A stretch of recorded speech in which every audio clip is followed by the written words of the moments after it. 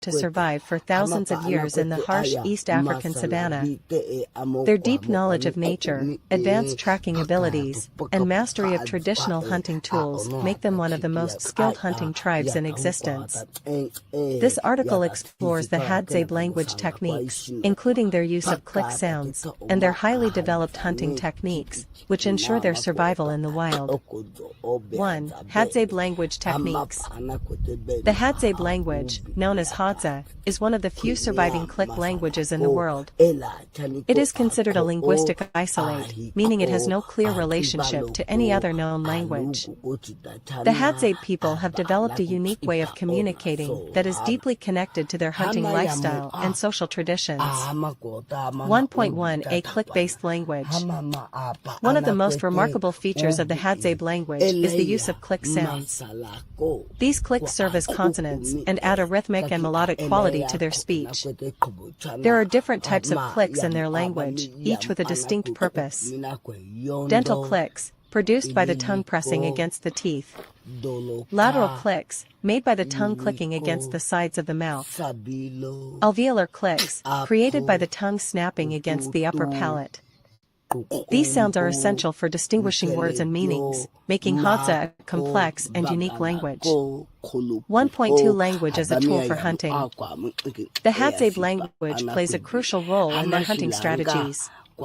Since hunters need to communicate silently and efficiently, they use a combination of soft clicks and whispers to signal to each other without scaring away prey. Hand signals, to indicate direction, animal tracks, or danger. Mimicry, some Hadzabe hunters can imitate animal calls to attract prey or mislead them.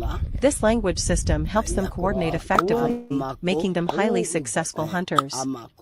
1.3 Storytelling and oral tradition. The Hadzabe pass down their knowledge and traditions through oral storytelling. Elders teach younger generations about the best hunting techniques, the behaviors of animals, the history and myths of the tribe. Stories are told around campfires in the evenings, reinforcing their culture and way of life. 2. Hadzabe hunting techniques. Hunting is at the core of Hadzabe culture. Unlike agricultural societies, the Hadzabe do not grow food or keep livestock. Instead, they rely entirely on their ability to track, hunt, and gather food from the land.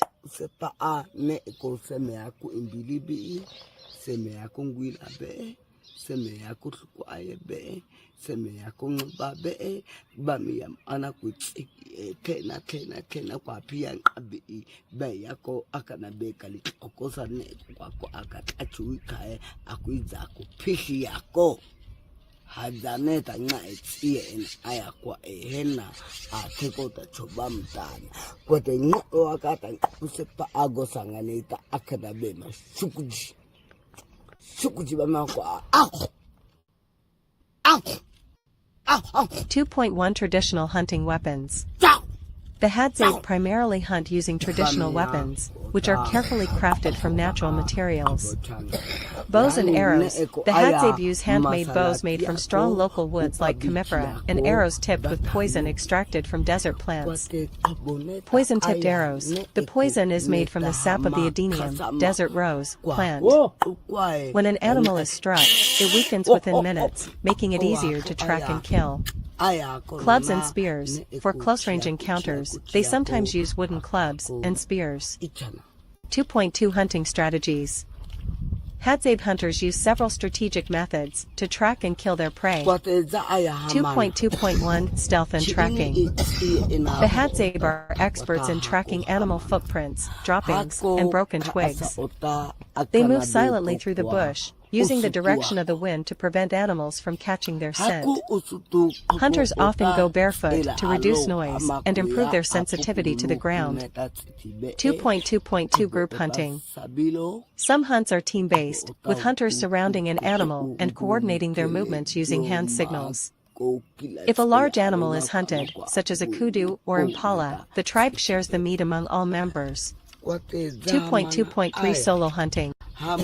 Smaller animals like birds, hares, and small antelopes are usually hunted alone. Hunters move cautiously, using the environment to camouflage themselves. 2.3 Seasonal hunting patterns. The Hadzabe adapt their hunting techniques based on the seasons. Rainy season, more small game and birds are hunted because large animals are harder to find. Dry season, large mammals like warthogs and gazelles gather near waterholes, making them easier to track. 2.4 Hunting large game versus small game. Small game, birds, rodents, monkeys, is hunted daily using quick, precise shots. Large game, buffalo, kudu, zebras, requires teamwork and is often hunted with poisoned arrows to slow the animal down. 3. Relationship between language and hunting. The Hadzabe language and hunting techniques are deeply intertwined. Their click language allows them to communicate silently while hunting. Their ability to imitate animal calls helps them get closer to prey. They use coded speech and hand signals to coordinate hunting strategies. These linguistic adaptations make them one of the most efficient hunting societies in the world.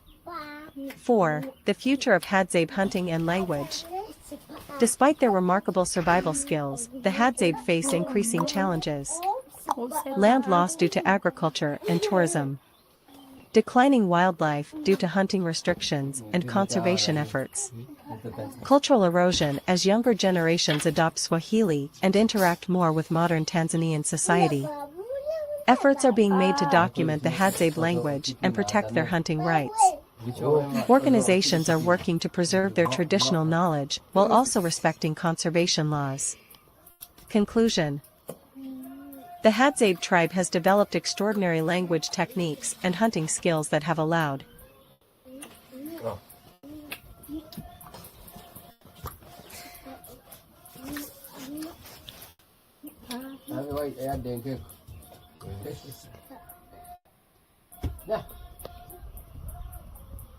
Hadzabe hunting techniques, a glimpse into an ancient way of life.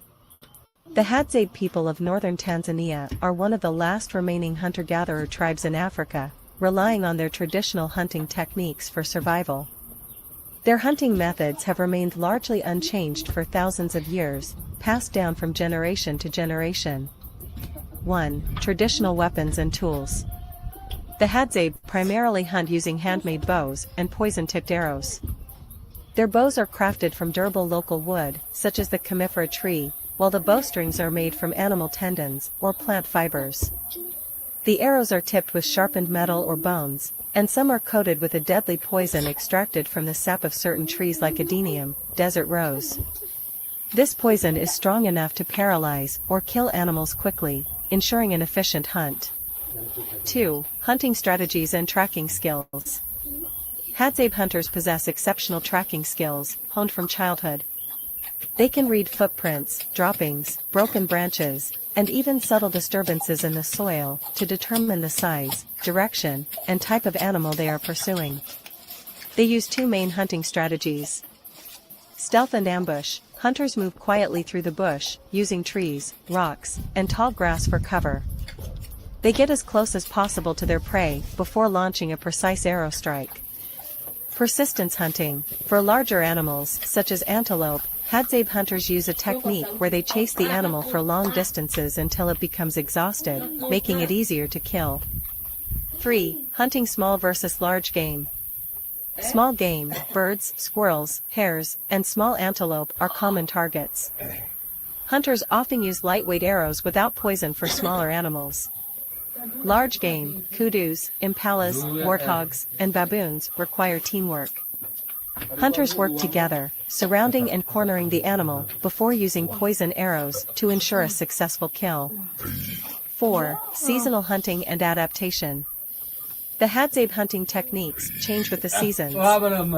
During the dry season, animals gather near water sources, making them easier to locate. In the rainy season, hunters rely more on tracking skills and knowledge of animal migration patterns. 5. Hunting and survival training. From a young age, Hadzabe boys learn the art of hunting by observing elders. They practice shooting with small bows and tracking animals. By their teenage years, they participate in real hunts, gradually developing the skills needed to become self-sufficient hunters. 6. The role of hunting in Hadzabe society. Hunting is not just about survival, it is deeply tied to Hadzabe culture, identity, and social bonds. Meat is shared among the entire group, reinforcing their communal way of life. The most skilled hunters gain respect and admiration within the tribe. 7. Challenges and modern influences. With increasing deforestation, land encroachment, and conservation laws, the Hadzabe's traditional hunting practices are becoming more difficult to sustain. Some members of the tribe are adapting by engaging in ecotourism, sharing their hunting skills with visitors while preserving their unique way of life. Conclusion. The Hadzabe's hunting techniques are a testament to their deep connection with nature and their environment. Their knowledge of animal behavior, expert use of traditional weapons, and ability to thrive in the wilderness make them one of the most skilled hunter-gatherer societies in the world. However, as modern influences grow, the future of their hunting traditions remains uncertain.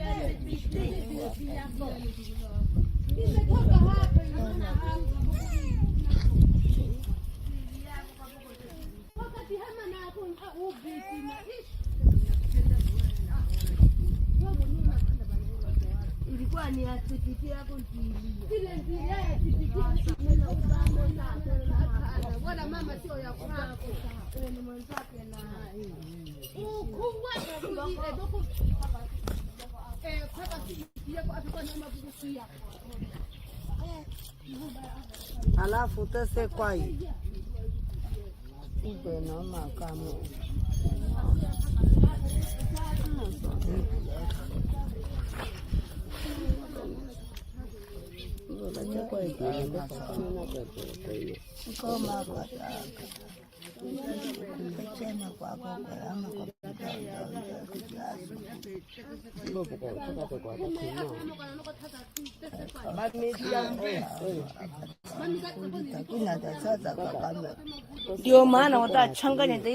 Over time, I began to understand the unique role I played in this tribe's life. The Hadzabe depended on the land for everything: food, shelter, and survival. And I, along with the other dogs, helped them by providing loyalty and assistance, tracking game, and guarding their camp from predators. Every evening, as the sun sank low and the sky turned a deep orange, the camp would come alive with the crackling of the fire, the laughter of children, and the soft murmurs of the women preparing food. And there we would be, the dogs, lying around the fire, tired but satisfied from the day's work, each of us silently guarding the tribe in our own way. There was a day, though, that changed everything. It was a day like any other, with the sun beating down from